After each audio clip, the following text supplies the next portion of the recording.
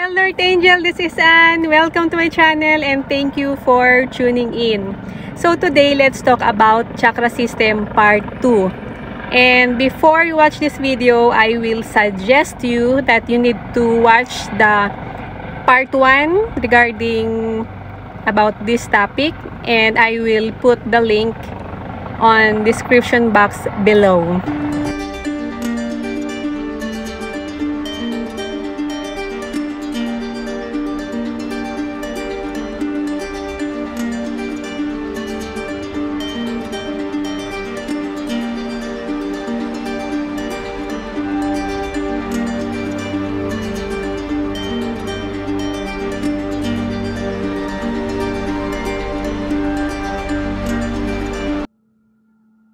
Okay, let's start. So, doon sa part 1, nabanggit ko doon na ang chakra system only exists to those people who have a God frequency. Dahil ang chakra system mo is connect directly sa matrix para mahigupan ka ng energy. At yung mga tao na soulless at mga entities, they don't have chakra system. So, kahit na pag-aralan mo kung paano mo i-activate yung chakra system mo at kung soulless ka. So, walang mangyayaring activation sa'yo because hindi ito nag-exist sa mga soulless beings or soulless people. So, yung mga tao na meron silang God frequency, connected rin ito sa video ko about doon sa soulless people. So, kung meron kayong time, please watch that video para mas lalo din ninyong maunawaan kung ano yung soulless at yung mga tao na meron silang God frequency. So, yung mga tao na they have God frequency, na sila yung nag-generate ng planet natin. So, sila lang yung nahihigupan ng energy through chakra system. Dahil yung chakra system natin is connected sa matrix para dito ka mahigupan ng energy. And to those people who have God source energy or God frequency, they are the only one can power this matrix. What is matrix game and who rules the planet? Government, social media, military, medicine, education, and religion. The hidden architect are secret societies, bloodlines,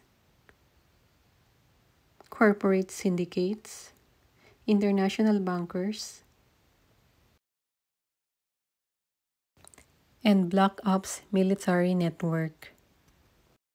Some call this as shadow government, Illuminati. So ngayon, merong katanungan sa inyong isipan. Kung soulless ako, okay, wala akong chakra system. Pero paano kung isa ako sa mga tao na merong God frequency at meron akong chakra system? So, paano ko maalis ang chakra system dahil sa ayaw kong mahigupan ng energy or ayaw kong mabawasan yung energy ko? Merong procedure dito at merong way para hindi ka mahigupan ng energy. Kapag ni-revoke mo ang iyong soul contract, kasi meron tayong soul contract, the chakra system is removed. So kapag tinanggal mo yung soul contract mo, kapag delete mo yung soul contract mo, wala ka na ring chakra system. Pero it doesn't mean na hindi ka na mahihigupan ng energy. Mahihigupan ka pa rin ng energy through your thoughts and your emotion. At saka the way kung paano, kung ano yung mga action and choices mo. So, for example, yung mga words na lumalabas sa bibig mo. Kasi kung ano yung lumalabas sa bibig natin, kung ano yung inisip natin, yun din yung ating na-attract. Pero hindi na nakakahigop ng energy yung matrix through chakra system. And this is very important. Yung chakra system mo, hindi mo siya ma-remove, hindi mo siya maaalis kung nasa lower vibration ka or nasa red zone. Yung red zone, yan yung 3rd and 4th dimension. Kasi sa red zone or sa lower plane, lower density, dito yung kumbaga, wala kang soul connection at saka wala kang God source connection. So, nasa lower density ka, ibig sabihin, katulad ka rin ng mga soulless. Dito, kumbaga, yung more on ego ka, at saka marami kang fear and worries, kumbaga nagbabibrate ka in a lower density, in a lower vibration. So, kapag marami kang mga fear, marami kang mga reklamo, marami kang burden, so hindi mariremove yung iyong chakra system. So, paano ka mag-raise ng frequency? Kailangan alisin mo at i-let go mo yung mga karmic foods. I-let go mo yung mga pagkain na merong yung meat, flesh, blood, and anything with heart, yung may mga creature na may puso. So, yun yung mga fuel sa ego, kaya nananatili tayo sa lower vibration or nananatili tayo sa pagiging zombie or pagiging tulog dito sa matrix. So, ito yung napaka-importanting dapat ninyong tandaan dahil kapag nasa low vibration ka, nasa red zone ka, ikaw yung laruan ng mga spirit, you are easy to manipulate dito sa red zone. Kaya wala kang choice kundi dapat mag-raise ka talaga ng vibration kung gusto mong ma-enjoy ang game of life mo at kung gusto mong ma-achieve your best life yet. So you need to raise your vibration and your frequency because your frequency determine your life experience. At dito magsisimula na makakapag-create ka ng buhay na gusto mo.